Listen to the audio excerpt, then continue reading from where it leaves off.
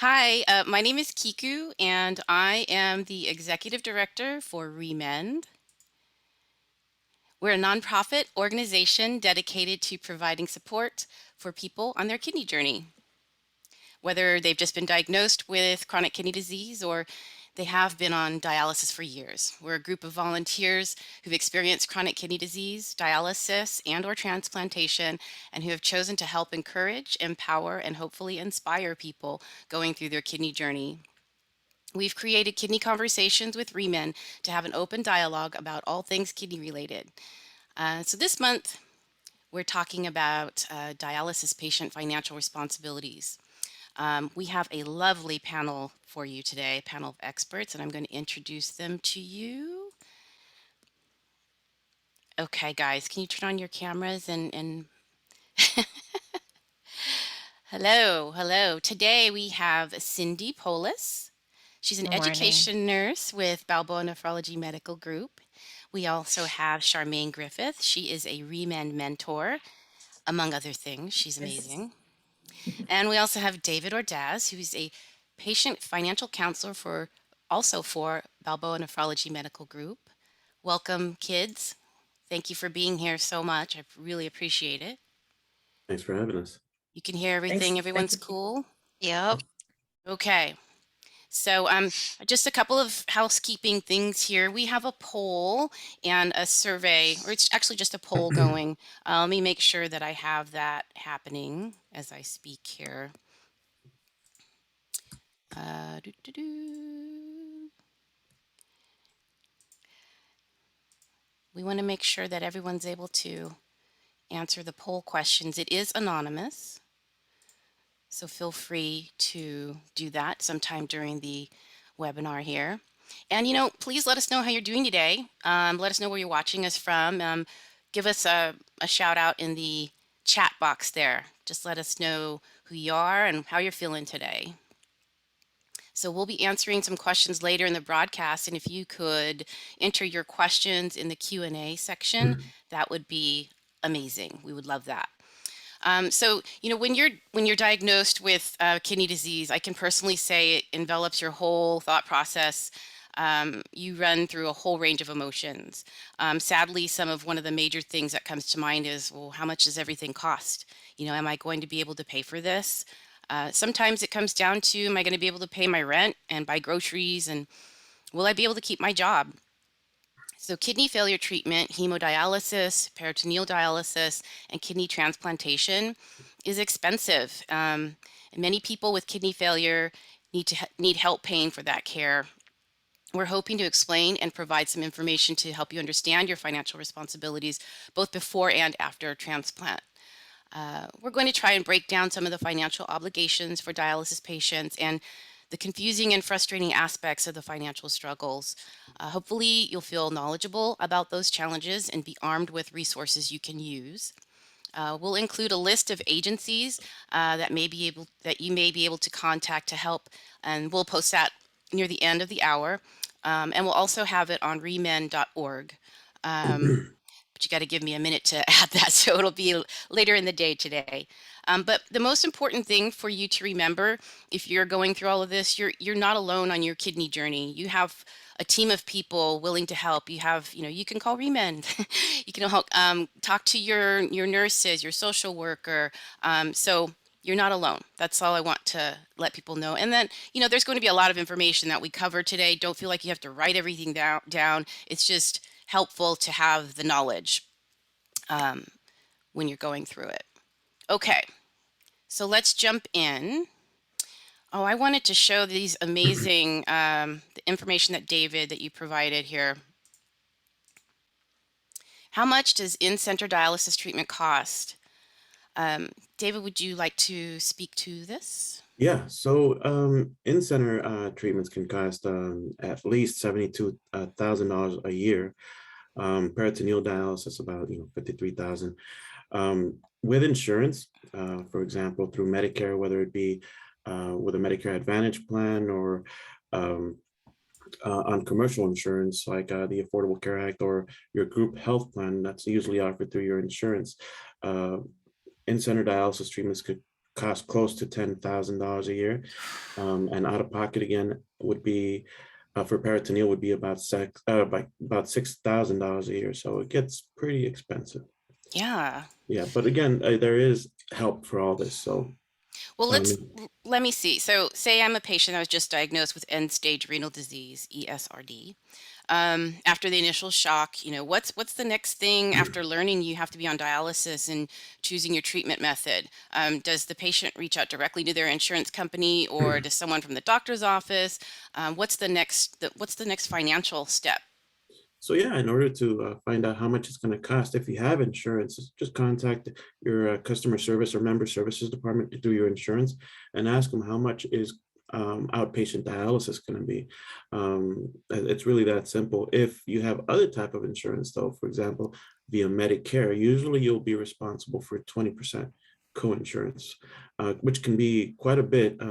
But just again, remember, you have a team of professionals that are going to be able to help out, whether it be through the dialysis clinic, a social worker, the insurance coordinators, the charge nurse, or the technicians. You also have patient financial counselors like me through your physician, nephrologist that might be able to Mm-hmm. help out. So Mm-hmm. I get these questions quite a bit.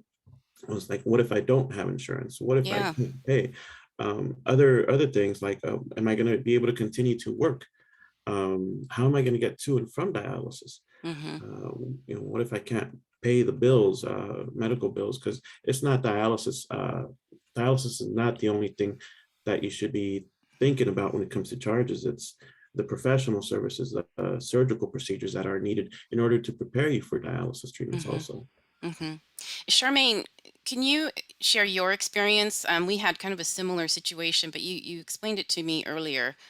Yeah, so when I was spent some time, I was on dialysis. Goodness, it was probably like back in 2001, 2002, Mm-hmm. before my second transplant in 2003. And I was coming up on that what's called the coordination of benefit period, which is when Medicare has to be in place to pay as a primary, which I didn't know that about treatment in that. I had to figure that out on my own. But just started getting these explanation of benefits from Medicare.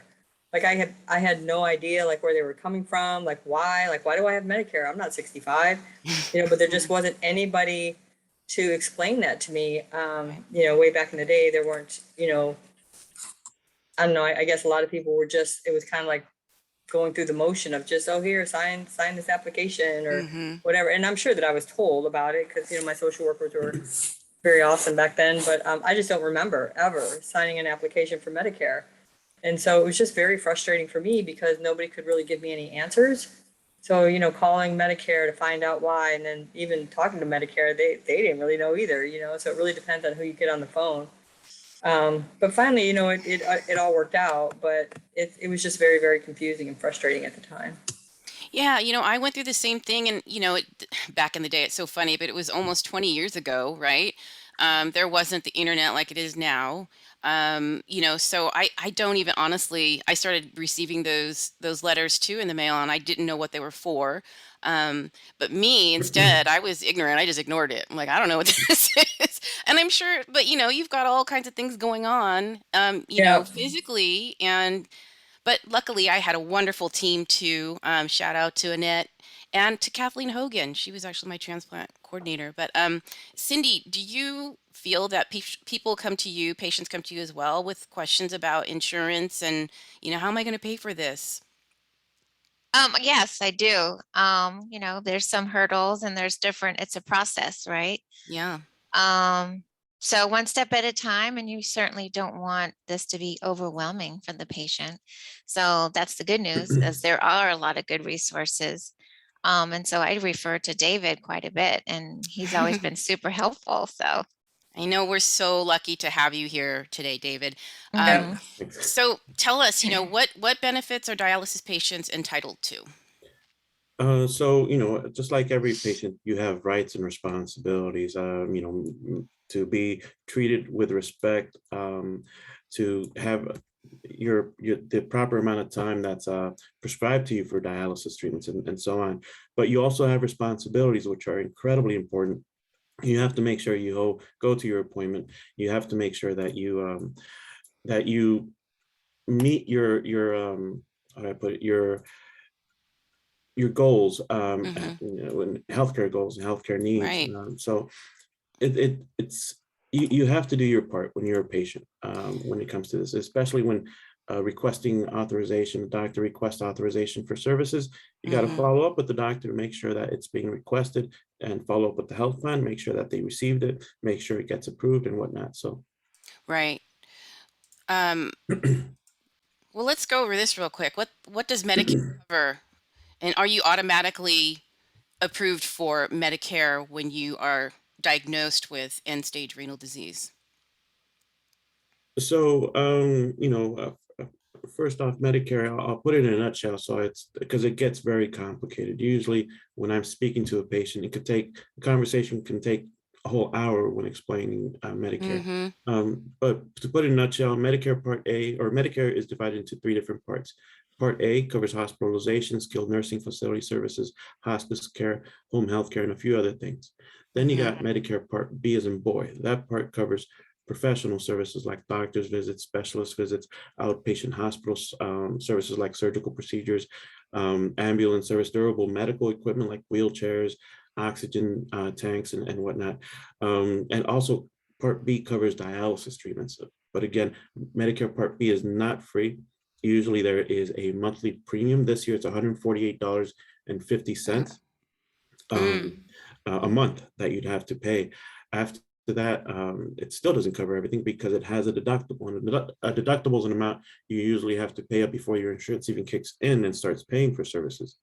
After that, there is a Medicare only pays for 80% of the Medicare contracted rate, which leaves you with the financial responsibility of having to pay that 20% coinsurance if Medicare is your only type of insurance.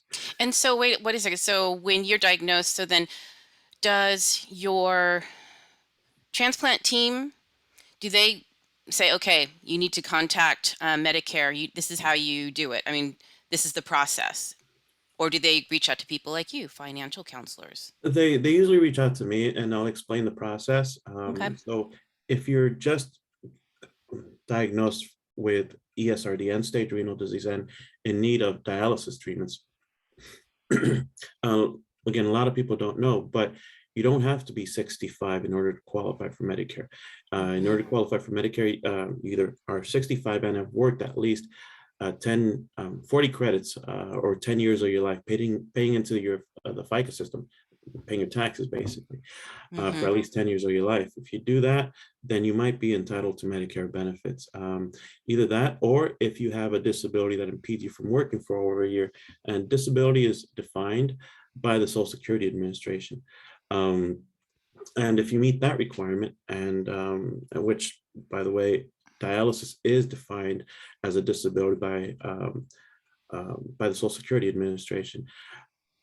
So in order to actually get Medicare, there's different ways. If you do home dialysis, either whether it be hemodialysis, home hemo, or Mm-hmm. peritoneal dialysis, your Medicare coverage, when you apply, will begin on the first of the month that you begin your dialysis treatments. Like, for example, today's the 30th.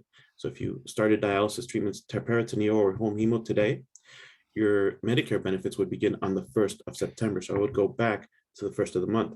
Mm-hmm. If you begin in-center dialysis treatments, then your Medicare, if you meet all the requirements for Medicare, your Medicare benefits will begin on the 1st of the 4th month after you begin your dialysis treatment. So if you started today, it would probably not kick in until the 1st of December when your treatment starts. In the meantime, when you initiate dialysis, it's important to have insurance. If you have employer-based coverage, Mm-hmm. it's important to keep that type of coverage if possible. And because it gives you more options in the future, especially if you're looking to obtain a renal transplant. That way you can have dual coverage, Medicare and or employer group health plan and Medicare, or Medicaid or Medi-Cal here in California. So that's usually Okay. how Medicare works. Oh, and there's Medicare Part D as in drugs. That's exactly what it covers. Mm-hmm. Medications. That part, gets even more complicated. If you have more information or more questions that you have, please feel free to give me a call. Medicare Part D covers, again, your medication, but again, it's complicated. It has a monthly premium ranging anywhere between $12.50 all the way to $135 a month. Besides co-payments for medication, it also has a deductible. Usually this year, I think it's $435 a year for medication costs. So you can expect the beginning of the year to be very, very expensive if you qualify for Medicare and you have Medicare Part D as your primary coverage for medications. So that's a lot of information, and it can get more complicated. So, and Well, what are the pros of Part C? oh, so there's, like I said, there's A, B, and D. That alone is called traditional Medicare. Medicare with no health plan attached to it. What's great about Medicare, traditional Medicare, I'll get to that first, is that you can practically see any doctor you want as long as that doctor or medical provider contracts with Medicare.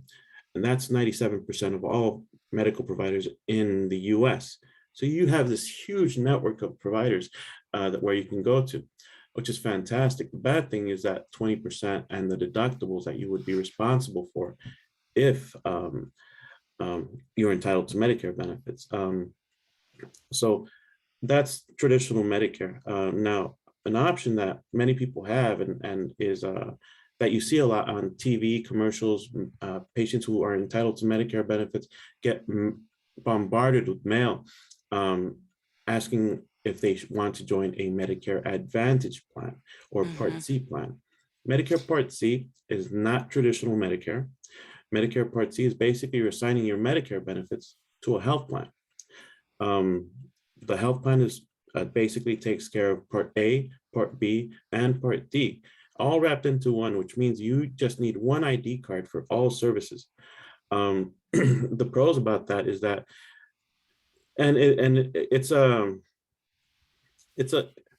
I wouldn't really call it a pro. Referrals are required for specialty care and treatment. But it also means that if the doctor says, oh, you know, you need to see a nephrologist, you need to see a dermatologist, then you see doctors that are contracted with the plan or the medical group you're assigned to in your area, which means that if you have a top name brand of healthcare like Blue Shield or Aetna or Anthem or something like that, you can't see doctors within Blue Shield. You have to see doctors in your medical group in your area, and that's only if it's approved. So there's also that referral process that serves as an obstacle in order to obtain medical services. But the pro is that, again, you don't have to be looking for your specialty care treatment. Once looked for you, one is found for you, as long as it gets approved. Right. At least you're getting to see a physician. You're not left, you know, out there to dry. So that's a positive. Right. Yeah. Another positive is you're usually responsible for more co-payments instead of co-insurances. Co-payment is usually a fixed amount. For example, see a doctor, you might, depending on the health plan or Medicare Advantage Part C plan, you'll pay anywhere between $0 to $35 to see a primary care physician. To see a specialist, $0 to $85, depending on the plan.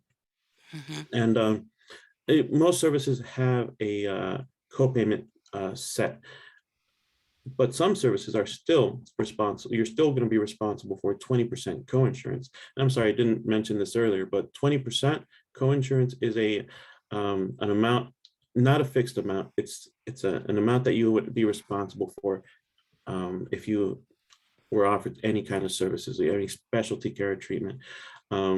So it's always a lot cheaper than the co-payment is always a lot cheaper than the 20% co-insurance.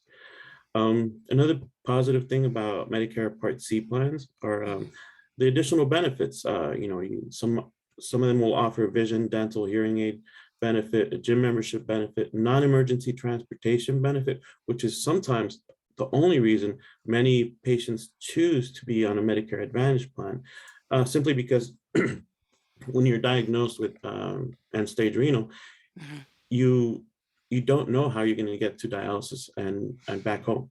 You don't know how you're going to feel after treatment and if you're going to be okay to come back home. So that's always a big thing. an over-the-counter allowance.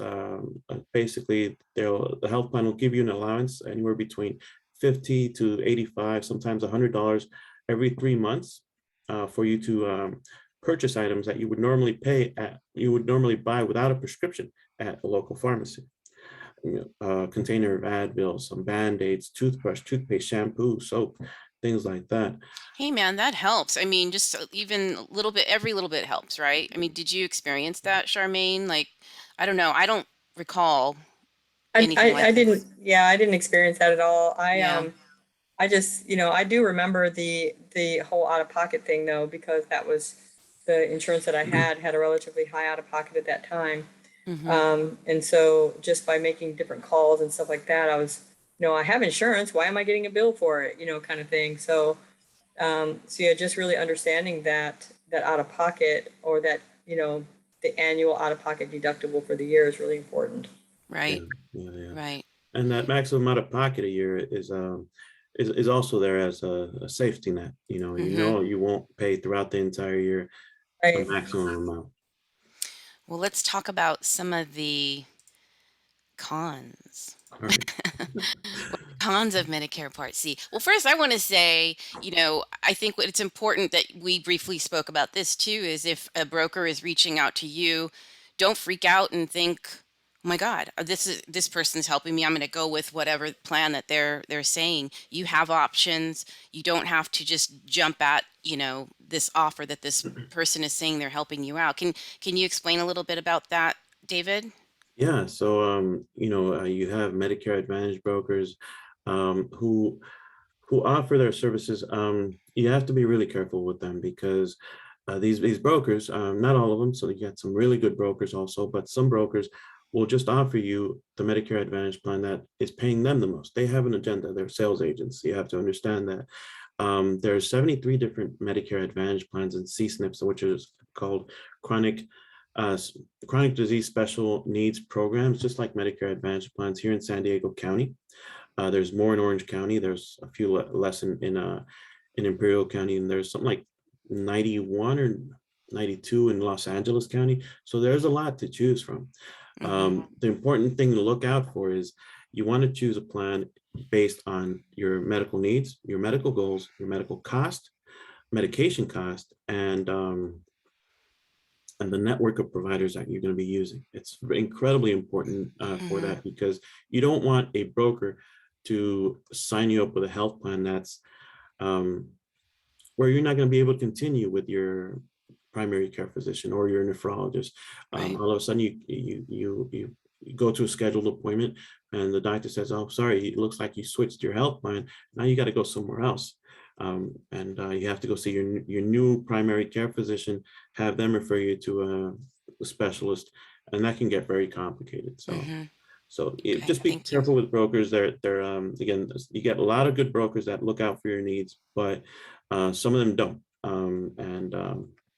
If you want to be screened properly, you have to make sure you contact your social worker at the dialysis clinic, or somebody like me, a patient financial counselor, a Mm-hmm. patient advocate. You can also contact Medicare Mm-hmm. at 1-800-Medicare, and they'll also be more than happy to help you out finding the Awesome. best plan to fit your needs. Awesome. That's great info. Thank Yeah, you. for sure. So I totally interrupted you. You were going over the cons of Part C. So when it comes to Medicare Part C, some of the cons is you have a much smaller network of, or narrower network of medical providers. Like I said, when you have traditional Medicare, you can see any doctor you want anywhere in the U.S. Again, 97% of them. Um, when you have a Part C plan, again, you can only see doctors that are contracted with the plan within the medical group that you're assigned to. So that's definitely a con. Another con would be that same referral program. That same referral program serves as an obstacle when you want to access specialty care and treatment, even medication. So usually if a doctor, primary care physician says, "Oh, you need to go see a dermatologist because you have a rash on your arm," the doctor is going to go ahead and request an authorization from your health plan, um, or referral, an authorization request. And that is a lengthy process at times. Sometimes it could take up to 14 business days for the health plan to respond. If it's a routine referral, if it's an urgent referral, it shouldn't last more than 72 hours. To be honest with you, routine referrals usually don't last or don't take more than a day, day and a half or so. But again, it can be quite some time. And you have, again, and I have to reiterate, you have to learn how to advocate for yourself. If a doctor says they're going to send a referral request to authorize specialty care or treatment, you want to follow up with that doctor, make sure he requested. You want to follow up with your health plan to make sure that they received it and what the status of that referral is. So, that's can be a pretty big con. And now, instead of, again, being able to see any doctor you want, now you have to see doctors that are contracted within that plan. And, another obstacle about that referral process is that I found in my experience that 70% of all denials that health plans give when doctors are requesting specialty care treatment, they're usually overturned. 70% of them are overturned on appeal, which is really, really important to know, because that's, again, an obstacle that you have with Medicare Part C or Medicare Advantage plans, not with traditional Medicare. Usually traditional Medicare, they don't require an authorization. If you want to see a primary care, specialist like a nephrologist, then you call your nearest nephrologist, say, hey, I have traditional Medicare, can I schedule an appointment? That's going to be a yes, without having to wait for that referral process. Well, how do you appeal? So what's that process? So the appeal process is usually, once you get the denial, it'll give you some information how to appeal. You can also just contact the member services department and they say, hey, I want to file an appeal because I was denied a specialty care or treatment. And you go through that process, and that process can be sometimes quite lengthy, up to 30 days to get some kind of response. And my experience, again, I'm used to doing this. I do this almost on a daily. So every time a patient of ours gets denied for specialty care or treatment and I file an appeal, again, 70% of the time, it'll get approved on appeals, which means it shouldn't have been denied to begin with. And many times it's just because they're requiring additional information, like doctor's notes, medical necessity for certain medication or treatment, things like that. So it can be several things, something that might be just overlooked. So it's not necessarily always a health plan that's out to deny services, but it does happen where they just need additional information. And again, that just serves, in my experience, as an obstacle in order to obtain that care. Oh, here, I've got another question for you. But, I wanted to also mention, because I didn't really give you the chance to say your experience, David. You are so, I can't even tell everyone how experienced David is. I mean, he knows everyone, and he's very passionate about what he does. And so could you just tell us a little bit, like, how long have you been doing this? And because I know you were telling me that hey, anybody can call me if they have an issue with this. And the last time we spoke, or you were on a webinar with us, you put your phone number and everything in the chat box. So just tell us a little bit about what your day is like, how you're helping patients. Sure. So again, I've been working for Balboa Nephrology almost for 6 years now. Before that, I worked at Rady Children's Hospital. Before that, as a patient financial counselor. Before that, I was a patient advocate at Sharp Healthcare. So I know Medicare inside out, Medi-Cal, the state's Medicaid program inside out, commercial insurance. That there's. I understand it for some reason. I understand the language of healthcare, and it became really easy for me. Not just that, but you're right. I do know a lot of people, a lot of social workers at every dialysis clinic in Southern California, case managers at pretty much every hospital in Southern California also, and a lot of other organizations that help our patients, whether it be directly with their kidney disease or indirectly helping them obtain food through food distribution centers, educating patients on how to apply, when to apply for disability benefits. What else? Educate patients that there's not just one Medi-Cal program. There's several different Medi-Cal programs. And what I do is I try to screen everybody thoroughly and properly, asking all sorts of questions, whether about how much money they make, how much they have in assets, what their living situation is like. Mhm. I ask, how are you? Can you walk okay? Do you need anything? Are you able to fill your prescriptions with no issues? Do you have any pending authorizations that are just taking too long? Because those I can usually take care of over the phone. Mhm. Um, are you getting any bills you're not supposed to be getting? Just yesterday, a lady of a patient of ours was complaining that she was receiving bills. She wasn't complaining about receiving bills. She wanted to pay them, but they were just too expensive. Mhm. So what I did is I helped her obtain Medi-Cal benefits and took care of that. Now she has a zero balance with us, and it's has nothing to do but with writing off the amount. It's just it was properly processed with the new secondary that she has. Mhm. So that's Awesome. yeah, that's my day. And besides that, before that, I worked at a couple of different homeless shelters in the LA area, where I Mhm. learned about other resources that to this day are still helping me out whenever I see a patient that has this need, whether it be Mhm. housing, financial aid, things like that. So Yeah, you're a tremendous resource for people. And speaking of another tremendous resource, Cindy, we have a lot of patients reach out to you too. So, what exactly, as an education nurse, how are you helping the patients? Well, we certainly don't want this to be overwhelming. So, it's a step-by-step process. Mm-hmm. First, I really want to make sure that they have the education needed to make the right choice for their modality. So we talk about that. I think that's important that they're empowered with the education to make the right choice. And then the next step is to really, how are we going to pay for this? And, help them navigate that and really teach them and give them the tools of how do I do this? How do I ask for this? Who do I talk to? You need to be the advocate. You need to activate your care. So it's just providing those tools to the patient. Yep. Thank you. Thank you. Charmaine. Oh, I think you're muted a little bit, but Yep. would you like to Yeah. add? Well, just, from a patient's perspective is I think it's really important to have that. Even though I've, transplanted like you, Kiku, over almost 20 years ago, but it's still, and information has come a long ways, since Mm-hmm. we transplanted, but there's still, we're talking to people, like my mentors, they still have, even though it's been explained to them and by certain people in the clinic or even, the doctors or whatnot, they still have questions about their insurance and their bills because it's so complicated. And Mm-hmm. so,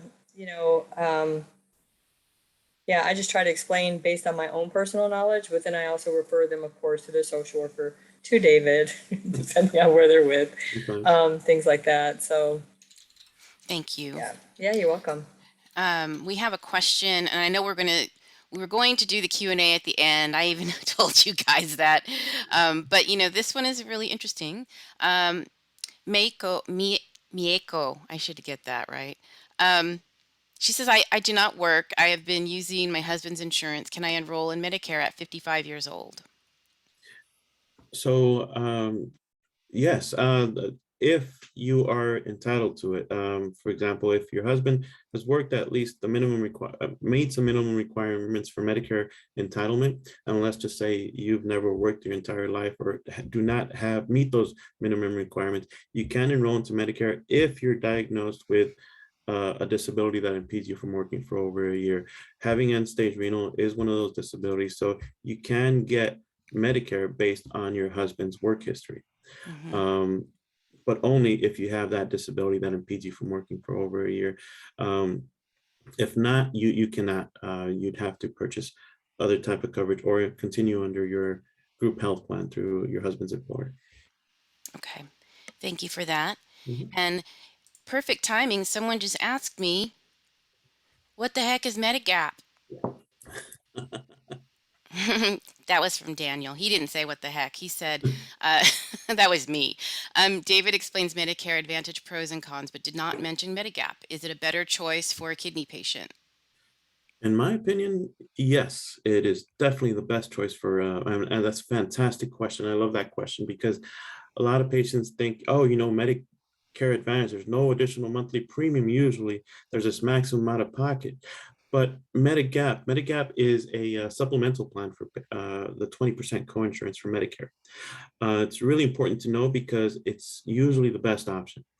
Um, uh, as you know, Medicare finds you responsible for that 20% coinsurance for any type of treatment or care.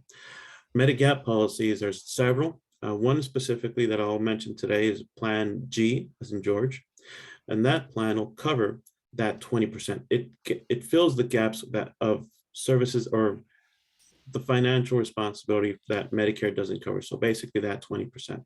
Plan G will cover that 20%, which means that if you continue paying that monthly premium for a Medigap policy, which can be unfortunately kind of pricey at times, you will be fully covered 100%. You will not be responsible for that 20% coinsurance. And basically what that means is that if you continue paying that monthly premium, your dialysis treatments would be zero. You pay absolutely nothing for dialysis treatments, except for the deductible that it doesn't cover. It's $203 at the beginning of the month. But again, that Medigap policy, incredibly important. And what's great about it is you stay on traditional Medicare. You're not locked into a health plan's medical providers. You can continue with that 97% of all Medicare contracted. With all medical providers that are contracted with Medicare. And again, that's 97% of all physicians and medical providers in the U.S. It's fantastic. And what's great about it is that because Medicare Advantage usually, not always, usually continues to find you responsible for that 20% coinsurance for dialysis treatments. How do I put it? Medigap policies, again, how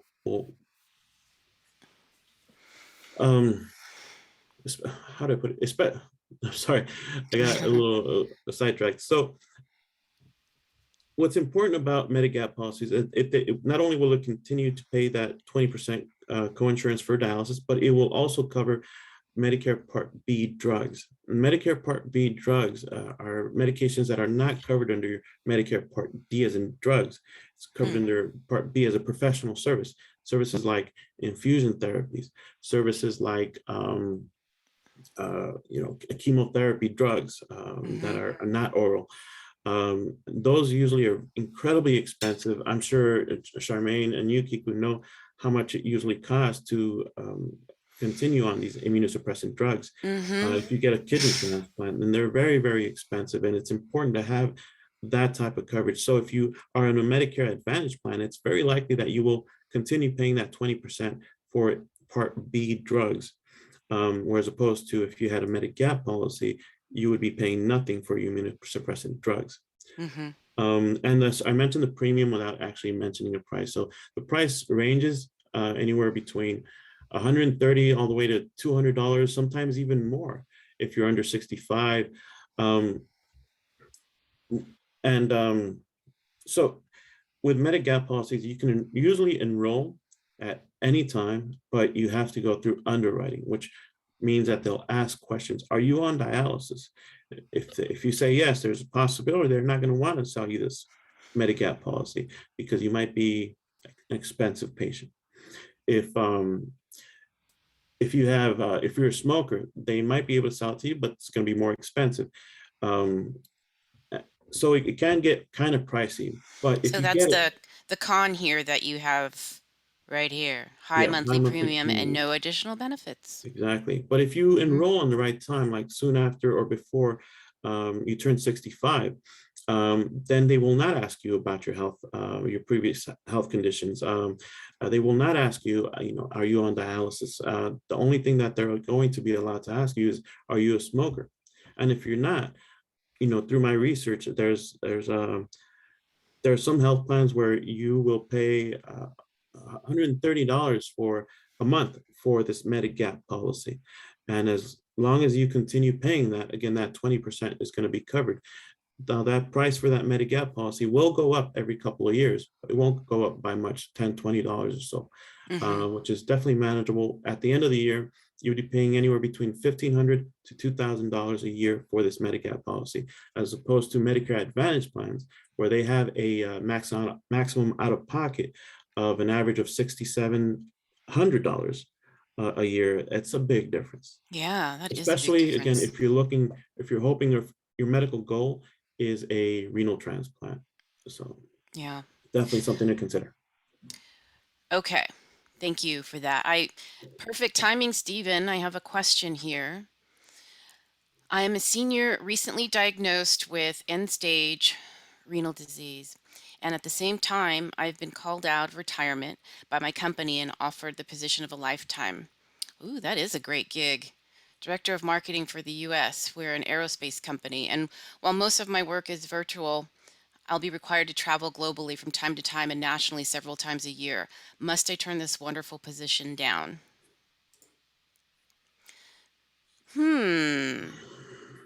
Cindy, would you like to take a stab at this? Let me stop sharing my screen here. That's a big question, Stephen. Oh, you're muted, Cindy. Okay. Sorry. Offer the lifetime director of marketing for Let the me US. see. Yeah. So, with different options in dialysis, we do have peritoneal dialysis where you can travel with peritoneal dialysis. That's And what I did. yeah, and But I did too.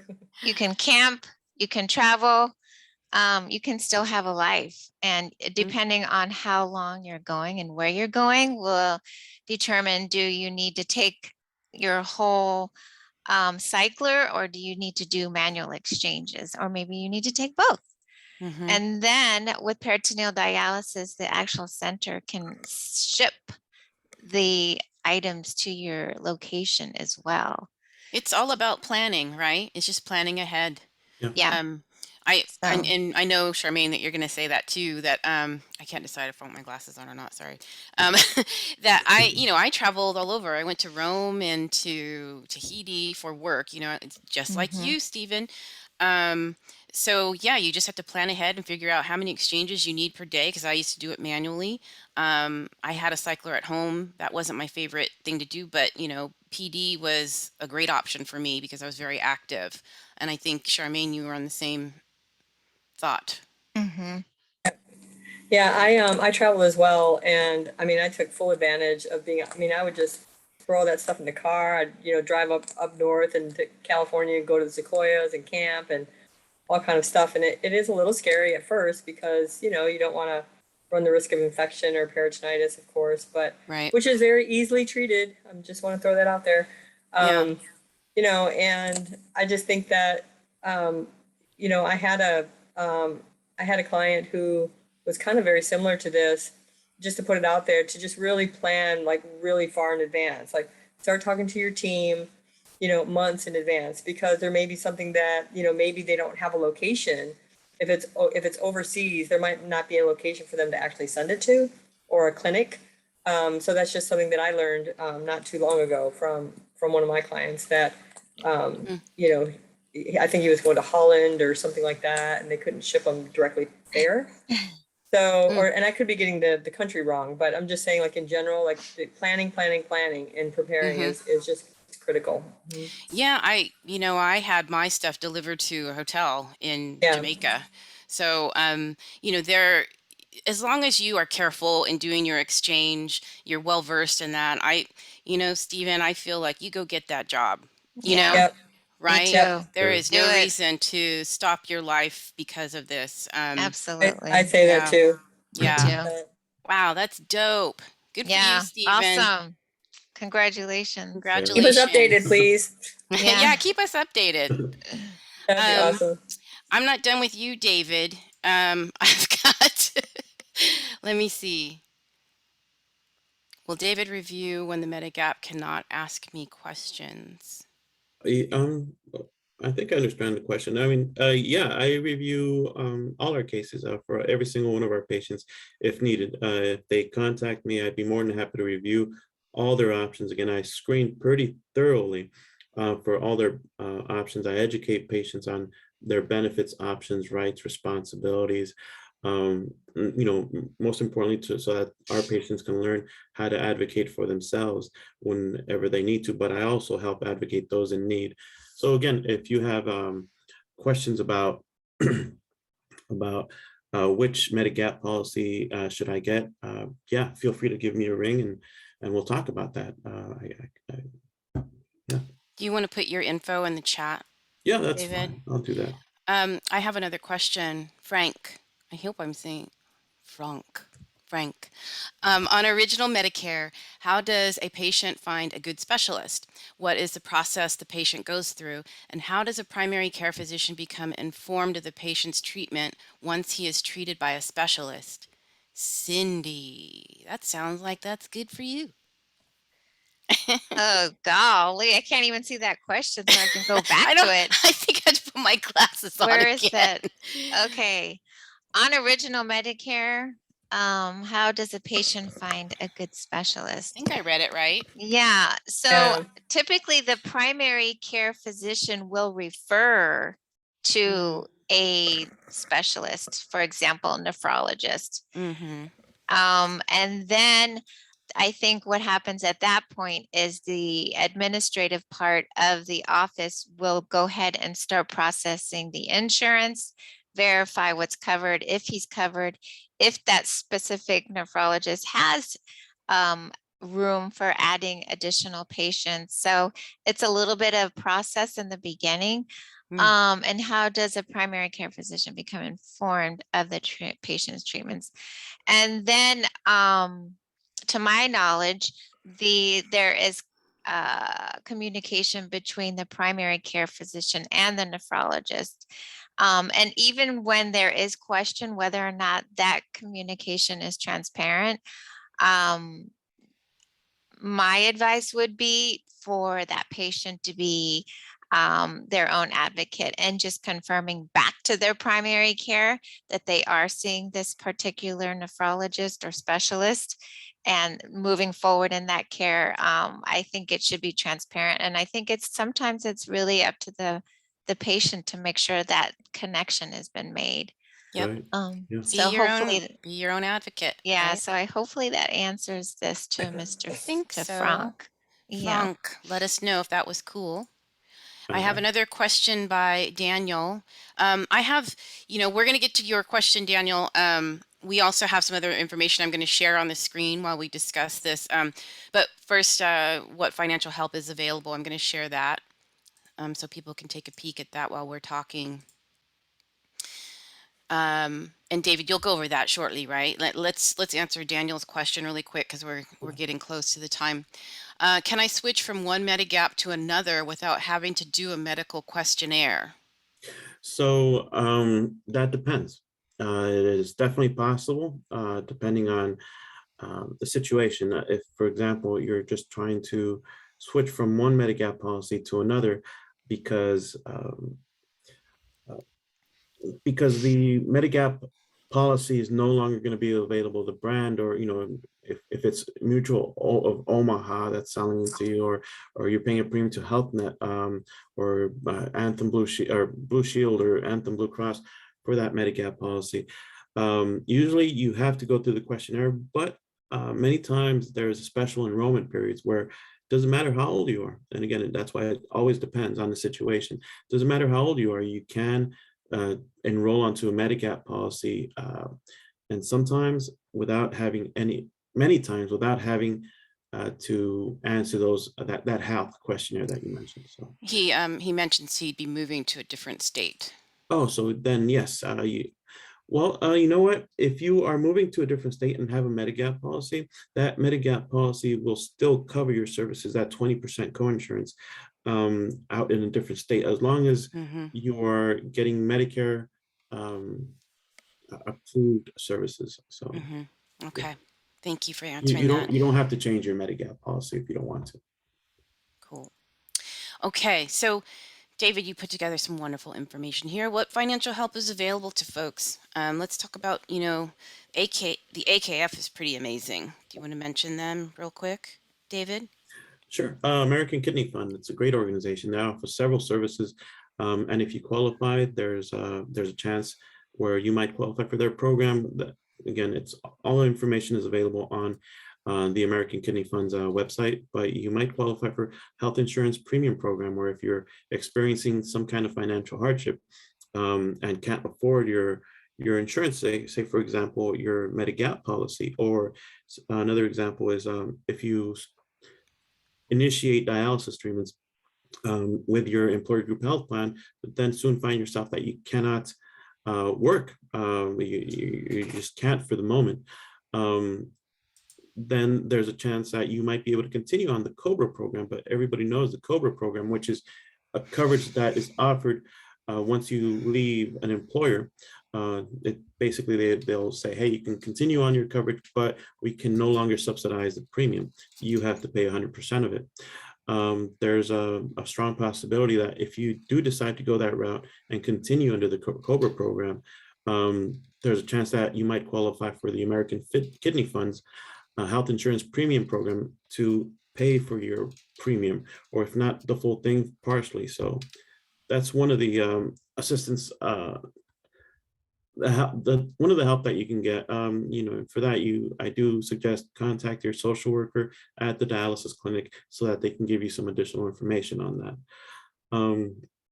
The dialysis clinics, they have a fantastic team of insurance coordinators, social workers that basically do this exact same thing I do, and other things. Social workers are known for their emotional support and other things that they can do to help. But yeah, contact them. If you're having trouble with other things, medications are too expensive, there's the low-income subsidy program or extra help that's offered through Medicare, not necessarily through the American Kidney Fund, but offered through Medicare, where if you qualify, again, they might ask you for proof of income and stuff like that. Your medications can be dirt cheap, and you don't have to go through the gap phase of your prescription drug cost, which we didn't get into because it gets very complicated. They also call it the donut hole. But yeah, your medications can be The donut hole? Oh yeah, that's a horrible idea, but Well, now Yeah. we'll that's talk about crazy. that some other day. I think. Yeah, some other day. Well, we Yeah. have some other info here, kidney patient resources. And again, I'm going to post, most of this stuff is actually on remend.org, but I'm going to make sure we have everything. The National Kidney Foundation is kidney.org. Great information. Patient Advocate Foundation. Did you put these together or did I? I don't remember, David. But Partnership for Prescription Assistance, that must be you. I didn't know Yeah. about that one. Tell me about that.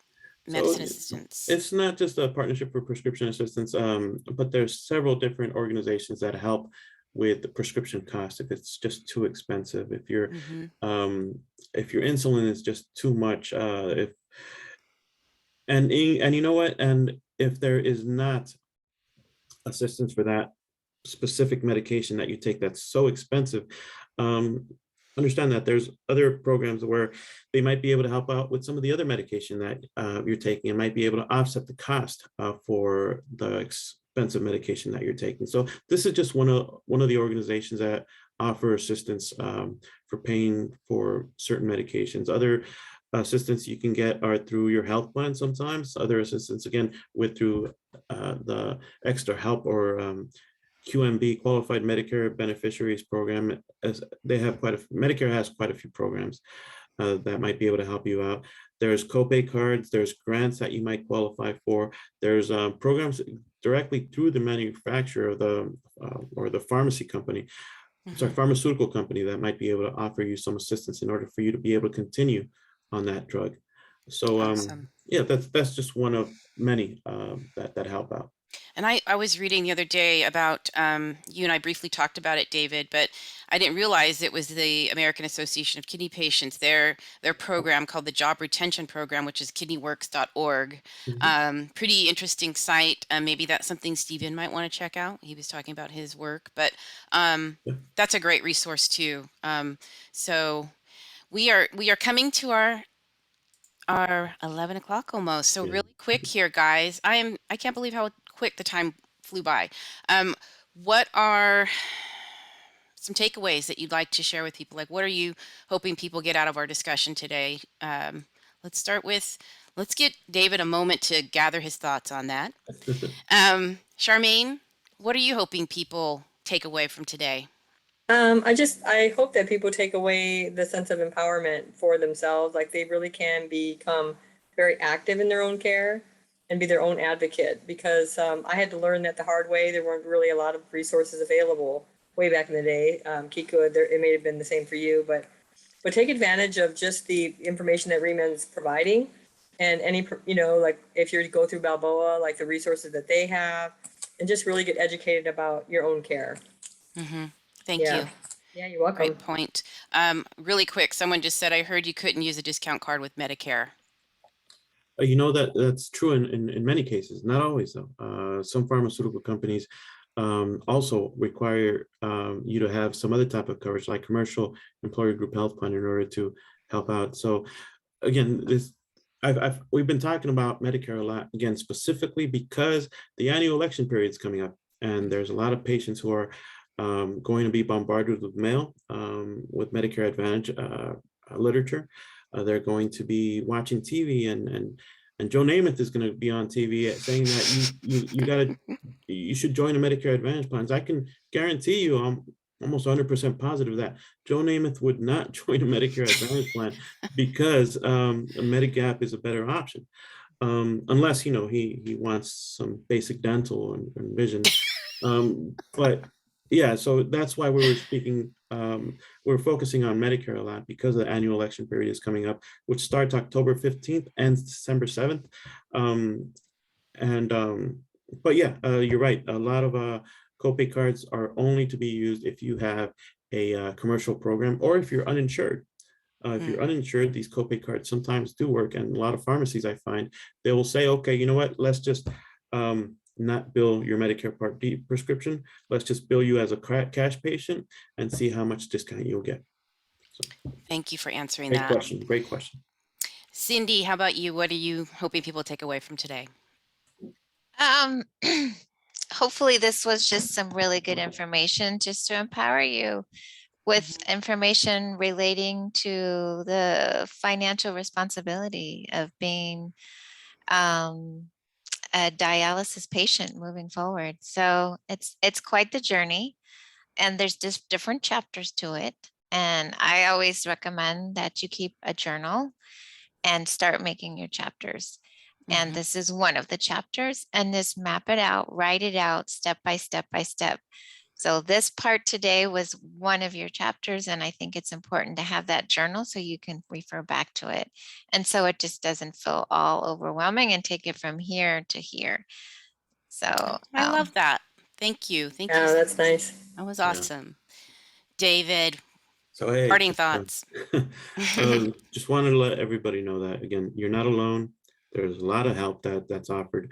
Feel free to contact me if you have any questions. I'm not a broker, not a sales agent. Health plans are not going to pay me for helping you enroll onto a different health plan. Exactly. that just doesn't happen. I'm a patient advocate. This is my passion, and love helping patients. Love helping those that have medical needs, helping them reach their goals. And again, if there's a lot of resources, and if you need help finding resources, feel free to give me a call. I did put already my information on the chat. Yeah. So feel free to contact me if you have any questions. Yeah, guys, he's for real. He's the real deal, and that's, not always easy to find. So we're stoked to have all of you here today. I want to thank you all so much for your time. Very helpful information. Again, I feel the same. You're not alone. There's no reason you have to go through this all alone. You have a team of people that want to help you, and people like us at ReMend. You could visit us at remend.org. But I also want to show you. I'm going to share my screen here really quick. Our next event or broadcast will be the holiday stress in the kidney patient. Holidays are coming up, and this is just right before that's happening, October 28th, and we'll be featuring Dr. Alex Thibault. He's a licensed clinical psychologist with Sharp Healthcare. So we're going to talk about, what if you are diagnosed around this time of year, and then you've got the stress of the holidays coming, family coming to town. How do you deal with that? I think I was diagnosed around the same time too. So it's a pretty rough thing to go through, but we're here for you. So thank you so much for spending your time with us today. If you'd like to reach out, if you want to give us a call, 858-650-5001. Check us out at ReMend.org. We just recently updated our site. It's pretty cool looking, fresh and clean. We're also on Facebook. We're actually on Facebook Live right now. So you will be able to see this if you weren't able to catch the whole broadcast. It will be posted there and on ReMend.org. We also have an Instagram account. So thank you all for participating. And if I left out any questions, please reach out through ReMend.org. Have a lovely weekend. Guys.